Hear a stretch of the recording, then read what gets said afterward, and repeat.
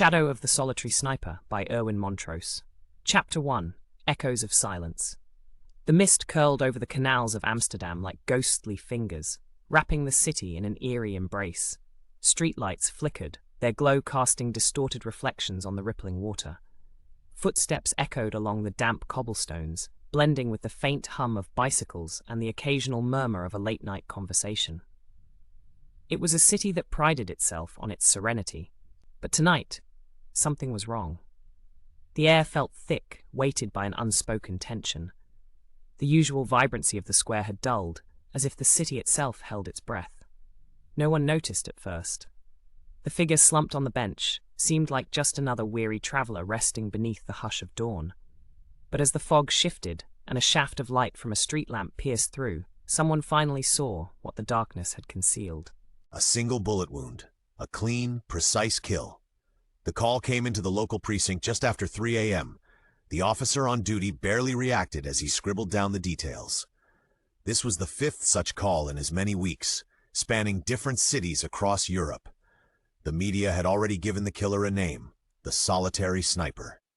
Detective Willem van de Kar arrived at the scene within minutes, stepping out of his unmarked car into the damp morning air. A veteran of the Amsterdam police, Willem had seen his share of violent deaths, but this was different.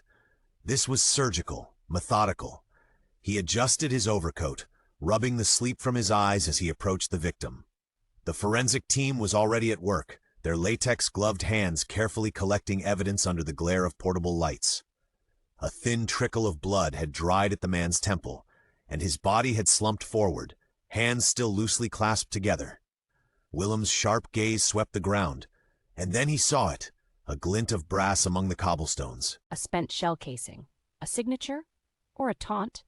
He crouched down, picking it up with a gloved hand before slipping it into an evidence bag. His mind was already racing, dissecting the possibilities. The sniper never left traces, never made mistakes. So why this? Behind him, a uniformed officer muttered to his partner, "Send this to ballistics immediately," he instructed, handing off the casing. Inspector Eleanor Mitchell ran a hand through her cropped blonde hair, her piercing blue eyes scanning the photographs for the 100th time.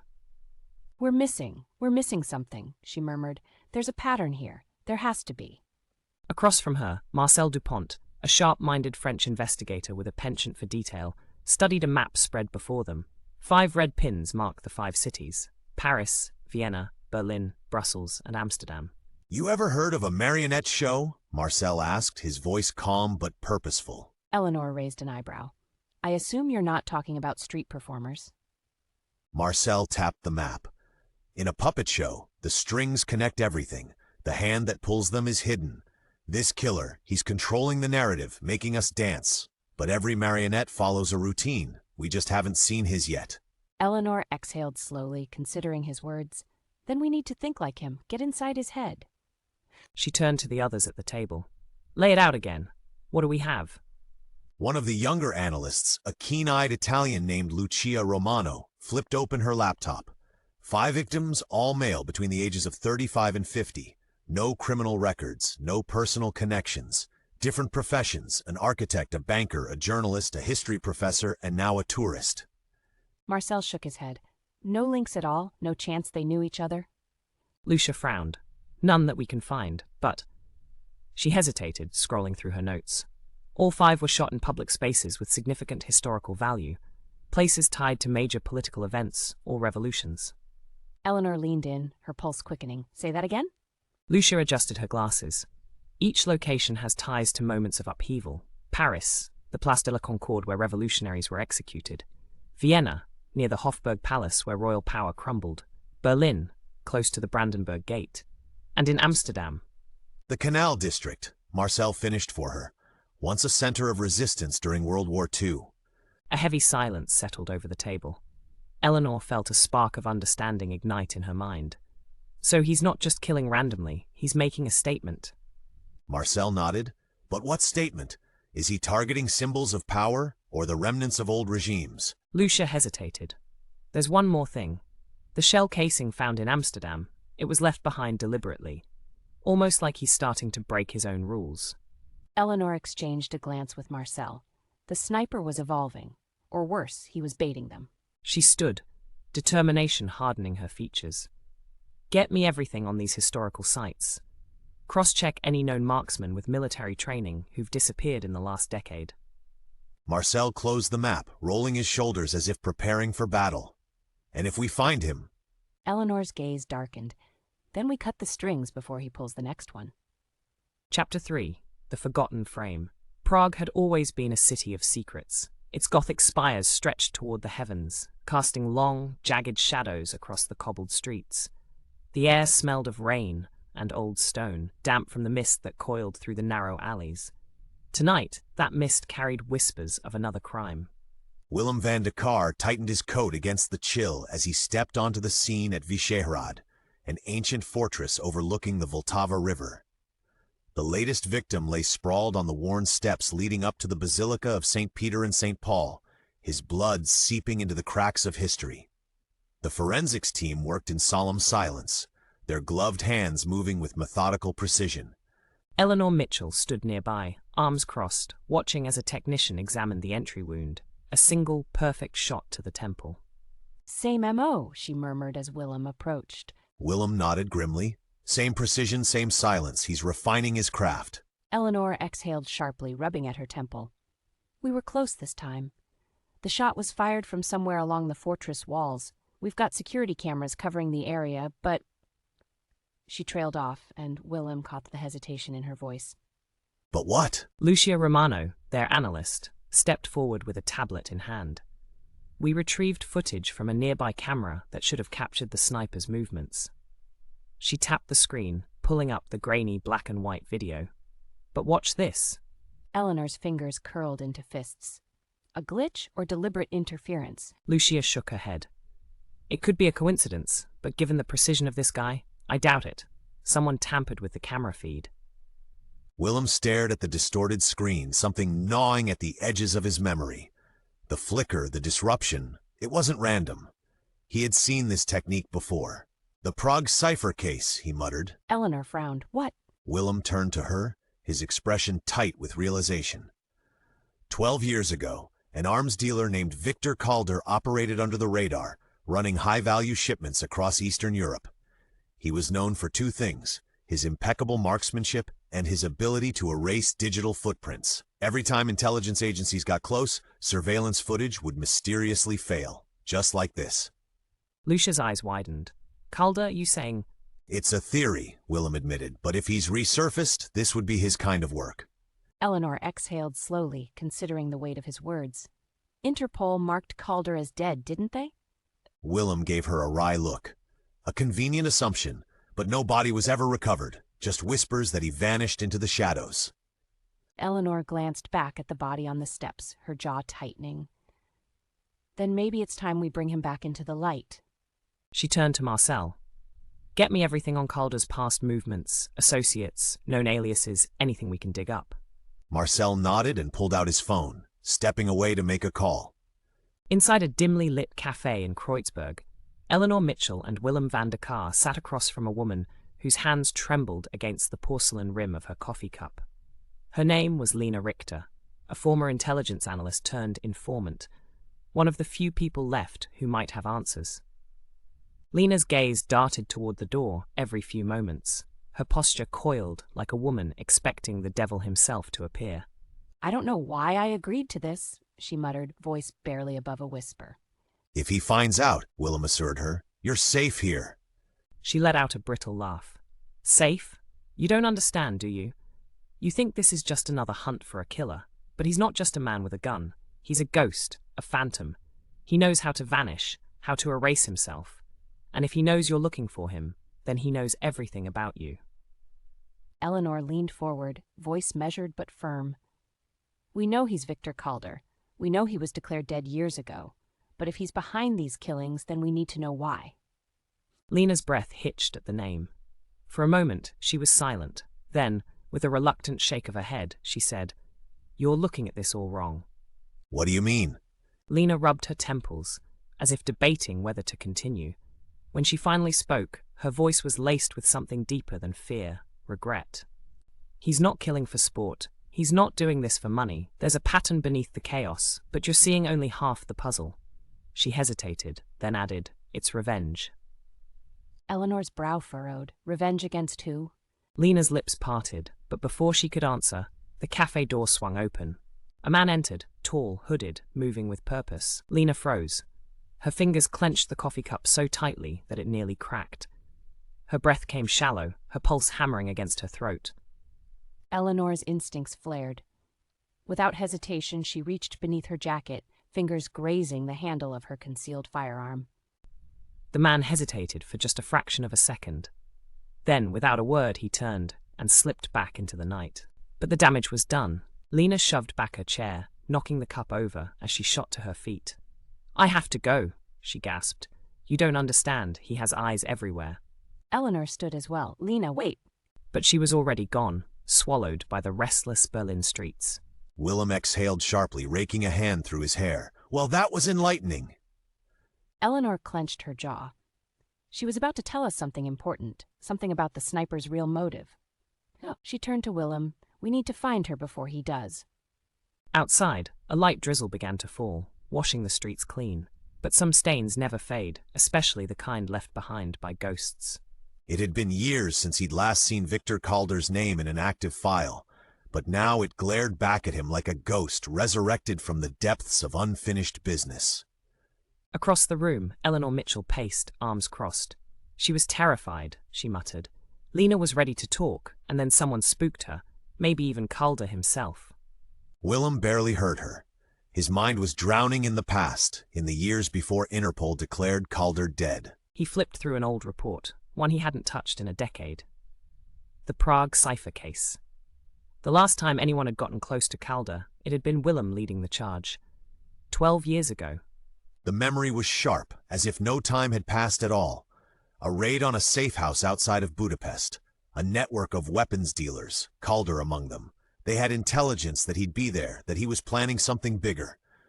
Willem had led a unit through the crumbling structure, navigating the darkened corridors, his gun raised, breath steady. Officially, they declared him dead 2 months later, an unidentified body in a charred vehicle. It had been convenient, too convenient. Eleanor stopped pacing, and now he's back. Eleanor already knew the answer. Berlin. Marcel nodded. It's him. Willem exhaled, his grip tightening on the file. Then we need to think like him. If he's rewriting history in blood, where's the next page? From the rooftop of an abandoned building, Eleanor Mitchell adjusted the scope of her rifle, scanning the plaza below. The French authorities had reluctantly allowed Interpol to take the lead, but she knew their patience was wearing thin. This was a gamble, one they couldn't afford to lose. Beside her, Willem van de Kar crouched behind a spotting scope, watching the streets like a hawk. "If we're right," he murmured, "he won't be able to resist." Marcel's voice crackled over their earpieces. "We've spread the rumors, leaked intel about a high-profile diplomat arriving tonight. If Kalder's following his pattern, this should draw him out." Eleanor exhaled slowly, keeping her hand steady on the rifle. He's meticulous. He's not going to take the shot unless he's certain of his escape. Willem nodded, which means he's watching right now. Quickening. "Where are you, Kalder?" The square below was alive with movement, agents disguised as tourists, journalists, and hotel staff. They had transformed the area into a stage, each player positioned to lure the solitary sniper into the open. And yet something felt wrong. Then she saw it. A flicker in the distance. Just for a second. A shadow that shouldn't have been there. "Rooftop, southwest corner," she murmured. Willem swung the spotting scope around. "I see it." The figure was barely visible, draped in darkness. But Eleanor knew. She could feel his presence like static in the air. "That's him," Willem whispered. Eleanor's finger hovered over the trigger. One shot, clean and precise, it would be over. But before she could fire, he moved, not away toward them. Eleanor's breath hitched. He knows we're here. Suddenly, all hell broke loose. Gunfire erupted, not from Kalder, but from an unseen direction, a decoy attack. "Shit!" Willem cursed, ducking as bullets ricocheted off the stone. Eleanor rolled instinctively, repositioning herself behind cover. It's a trap. He knew we were setting one, so he set one for us. Through the chaos, she caught a glimpse of Kalder, calm, calculated, walking away as if he had all the time in the world. Willem lunged for the radio. Units move in, he's escaping southwest, cutting through Rue Saint-Honoré. But even as he spoke, they both knew. Viktor Kalder was already gone. Chapter 7, A Prelude to Reckoning. Paris was a city of illusions. It could dazzle with its grandeur, whisper of romance, and seduce even the most guarded souls. But tonight, beneath its gilded facade, a different kind of game was playing out. One of shadows, deception, and deadly precision. Eleanor Mitchell wiped the sweat from her brow as she sprinted down Rue Saint-Honoré, dodging pedestrians who barely registered the urgency in her steps. Ahead, Willem van de Kar kept pace, his breath coming in short, determined bursts. "Where did he go?" Eleanor barked into her radio. Marcel's voice came through, tight with frustration. He vanished. No trace in the perimeter. It's like he was never here. But they knew better. Viktor Kalder didn't just disappear. He led them away. Eleanor slowed to a stop, chest heaving. "Think," she muttered to herself, hands on her hips. "Why here? Why now?" The setup had been perfect, a high-profile bait, a strategic location. And yet, Kalder had known they were watching. He had staged the ambush, knowing exactly how they would respond. This wasn't about escape. It was about control. Willem caught her gaze, his mind working along the same lines. "He's pulling us in," he said grimly. "We're not hunting him. He's leading us where he wants us to go." Marcel's voice cut in again. We ran the numbers. His previous targets all had something in common. Places of revolution, change, shifting power. Paris fits, but why tonight? Eleanor turned in a slow circle, taking in their surroundings. Then her eyes landed on a massive domed building at the end of the street. The Pantheon, a place of history, a resting ground for revolutionaries, philosophers, and leaders who had reshaped France. Her pulse quickened. "He's going there," she said, already moving. Willem's jaw clenched. "Then we're running out of time." The Pantheon loomed in the night, its neoclassical facade bathed in cold moonlight. Guards patrolled the entrance, oblivious to the spectre slipping between the shadows. From the rooftop of a nearby building, Viktor Kalder adjusted the bipod of his rifle, settling it against the stone ledge. He worked with the precision of a man who had done this 1,000 times before. Every movement was measured, each breath calculated. Through his scope, he saw them. Eleanor Mitchell and Willem van de Kar, moving with purpose, scanning the rooftops as they approached the monument. A slow smile curled at the edge of his lips. Right on schedule, with steady hands, he reached into his pocket and withdrew a single bullet, engraved. He slid it into the chamber, the soft click echoing in his ears. Then, in a single calculated motion, he aimed and pulled the trigger. Chapter 8, Duel of Shadows. The shot rang out like a whisper of death, slicing through the stillness of the Parisian night. Eleanor felt it before she heard it. The sharp tug of air as the bullet whizzed past her temple, so close that she swore she could feel its heat. She dove instinctively, hitting the cold pavement as Willem followed suit, both of them rolling behind a stone pillar at the Pantheon's entrance. A fraction of an inch to the right, and she'd be dead. "Sniper position," Willem barked into his radio. "South rooftop, opposite the Pantheon." Marcel's voice crackled back. "Units en route, stay down." Eleanor's heart pounded as she pressed her back against the column, her breathing controlled but on edge. She had faced death before, but this was different. This was personal. She reached into her pocket and pulled out a small tactical mirror, angling it past the pillar. The street was deserted, the nearby rooftops dark. But she knew Kalder was still up there, watching. "He's not trying to kill us," she muttered. Willem gave her a sharp look. "Come again?" She swallowed. That shot, he had a clear line of sight, Willem. He doesn't miss, but he aimed to miss. He's playing with us. Willem exhaled, glancing toward the rooftop where Kalder had been positioned. Then he's setting the stage for something bigger. Eleanor felt it too. This wasn't a chase anymore. Kalder was testing them. A movement, a flicker of shadow against the ledge. Then another shot, directly at Willem. He barely had time to react, twisting away as the bullet shattered the pavement inches from his leg. "Enough of this," Eleanor growled, adrenaline surging through her veins. She grabbed her rifle, flipped up the scope, and lined up her shot. This time, she wouldn't miss. She zeroed in on the rooftop. And then she saw him. Viktor Kalder stood in the open, calm as ever, as if he weren't staring down a sniper's barrel. His rifle was already slung over his shoulder, his hands at his sides, daring her. Eleanor's finger tightened on the trigger. "Do it, end this." Kalder simply tilted his head. A fraction of a smile played on his lips. Then he slowly lifted his hand and pointed at his own temple. Eleanor froze. What the hell was he doing? The moment stretched. The city held its breath. Then, Kalder reached into his pocket and pulled something out. A silver bullet. He held it up, the metal catching the moonlight, before letting it fall from his fingers. Eleanor's breath hitched as she tracked its descent straight onto the cobblestones at her feet. A message, a warning, a promise. Then, in one fluid movement, Kalder turned and disappeared into the night. By the time Eleanor and Willem reached the rooftop, he was already gone. Back on the ground, Eleanor stared at the bullet resting in her palm. There was something engraved on it. She turned it over. One word, Rome. She looked up at Willem, her stomach nodding. He's telling us where to go next. Willem's expression was unreadable, but his voice was firm. Then we go to Rome. Chapter 9. Vengeance and Redemption. The Colosseum loomed ahead, its weathered stone drenched in the golden glow of streetlights. Even at this hour, the city of Rome pulsed with life, tourists meandering through piazzas, lovers strolling beneath ancient archways. But for Eleanor Mitchell and Willem van der Kar, this was no sightseeing trip. The name engraved on the bullet, Rome, had led them here. Now, they stood on the cusp of an ending.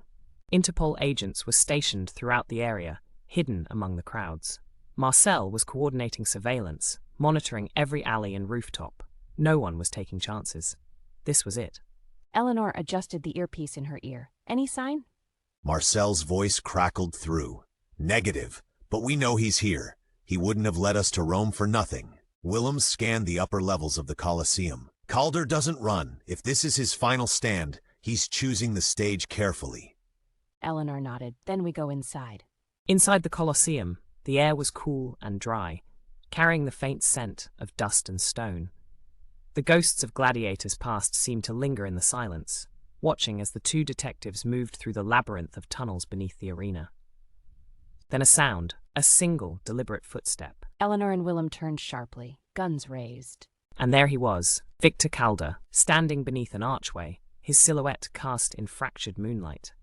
He wore a dark coat, the rifle slung casually over his shoulder, as if this were nothing more than a meeting between old acquaintances.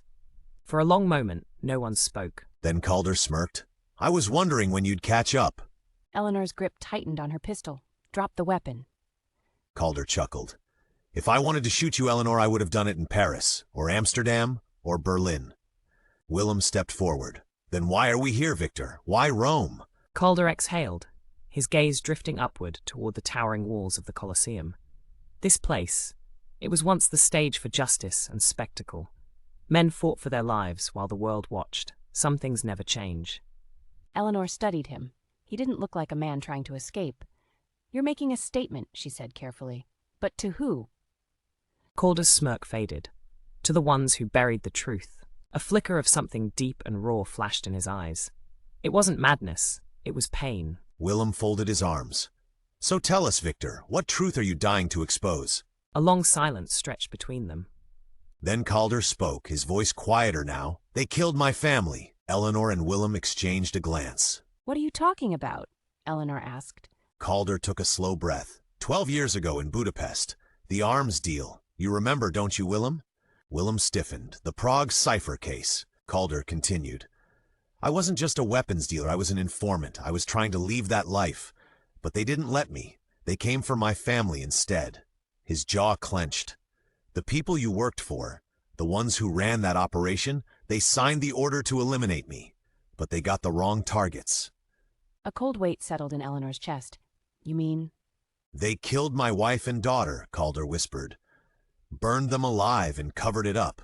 Then they told the world I was the one who disappeared. Willem's stomach twisted. He had been there. He had led that operation. He had thought Kalder was just another criminal, another mark on a list. But now he saw it. The real reason for the sniper's hunt. Not power, not chaos. Eleanor exhaled. You killed 5 men. Were they the ones responsible? Kalder's gaze darkened. They were the ones who signed the order. And the last name, Willem pressed. Kalder's lips curled slightly. The final name on the list, the one who orchestrated it all? He looked directly at Willem. Eleanor's breath caught. He's here in Rome, Kalder continued. And if you're smart, you'll let me finish what I started. The final decision. Eleanor gripped her gun tighter, her mind racing. Viktor Kalder had killed 5 men, but they weren't random victims. They were guilty. Willem's hands curled into fists. He had spent years chasing this man, believing he was a ghost, a terrorist. But now, standing here in the ancient bones of the Colosseum, he saw the truth. Kalder wasn't just the hunter. He was the hunted. And the final name on his list? A name that had been protected by the system. A name Willem himself had trusted. Eleanor's radio crackled. Marcel's voice came through. "We've got movement on the other side of the Colosseum. Another team approaching. Armed. Not ours." Willem's heart pounded. They weren't alone. Kalder exhaled, nodding slightly. They came to clean up their mess.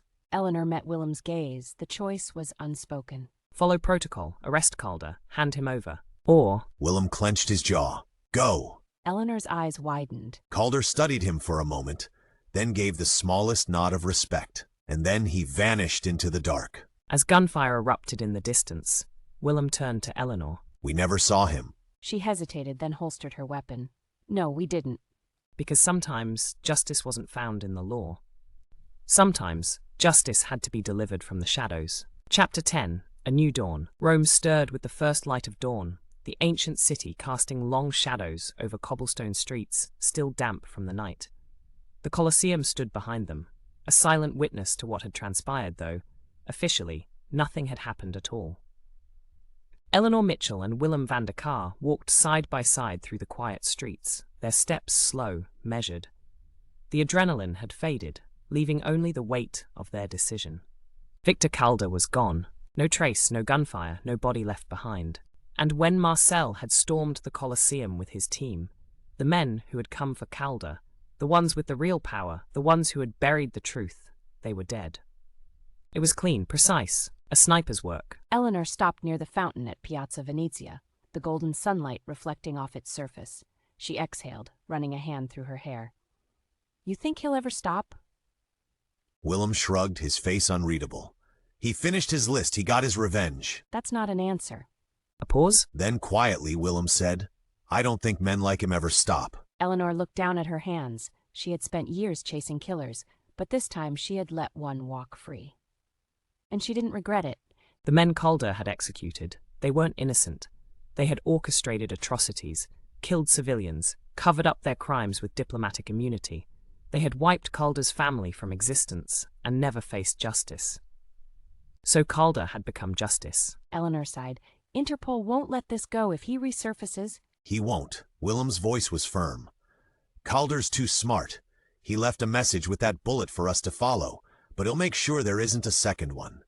And if he does? Willem gave a half smile, but there was something darker in his eyes. Then we'll be the ones to find him. She let out a slow breath. The case was over, but some ghosts never fade. Elsewhere, a train rumbled along the tracks, cutting through the Italian countryside. Inside one of its first-class compartments, a man sat alone, gazing out the window. His dark coat was gone, his rifle, his tools, all discarded, all except for one thing, a single bullet, resting between his fingers. Viktor Kalder turned it over, the engraved name no longer legible in the morning light. He had done what he came to do. His war was over, or so he told himself. With a quiet exhale, he tossed the bullet out the window, watching as it disappeared into the wind. Then he closed his eyes, and let the world carry him forward. Epilogue, the echo of a ghost. 2 weeks later, in a hidden office buried deep within Interpol's headquarters, an encrypted file landed on a secure server. The subject line was simple. Viktor Kalder status unknown. Inside the report, Eleanor had written only one sentence. No further leads, case closed. She sat back in her chair, staring at the screen. The world would forget Kalder. Officially, he was dead, for the second time. But in the back of her mind, she knew the truth. Some shadows never disappear. They just wait, and if the day ever came when he picked up his rifle again, she'd be ready. The end.